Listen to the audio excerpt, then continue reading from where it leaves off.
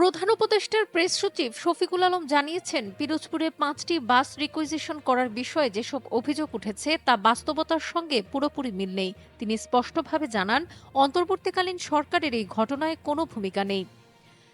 এরকম আরও ভিডিও দেখতে এখনই সাবস্ক্রাইব করুন।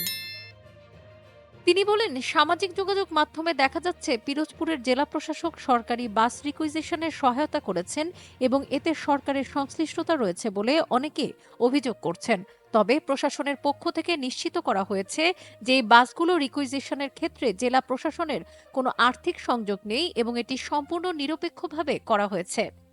পিরোজপুরের ডিসি আশরাফুল আলম জানিয়েছেন, বৈষম্য বিরোধী ছাত্রদল ও নাগরিক কমিটি তাদের কাছে বাস রিকুইজিশনের অনুরোধ জানায়। সেই সঙ্গে জুলাই আগস্টের গণ অভ্যুত্থানে আহত ও নিহতদের পরিবারও প্রশাসনের কাছে আবেদন করে। এই চাপের মুখে প্রশাসন ৫টি বাস রিকুইজিশনের প্রক্রিয়ায় সহায়তা করলেও বাসগুলোর তেল বা যাতায়াতের খরচ সরকার বহন করেনি এবং প্রশাসন সরাসরি কোনো মনিটরিং করেনি।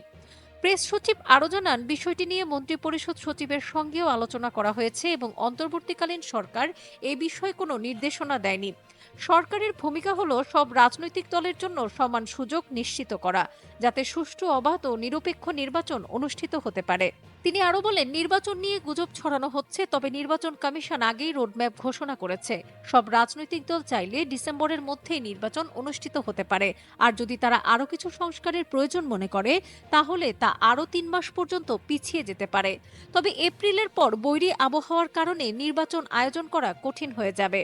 এছাড়া সারা দেশে আইন শৃঙ্খলা পরিস্থিতি নিয়ন্ত্রণে পুলিশ ও অন্যান্য বাহিনীর তৎপরতা বাড়ানো হয়েছে।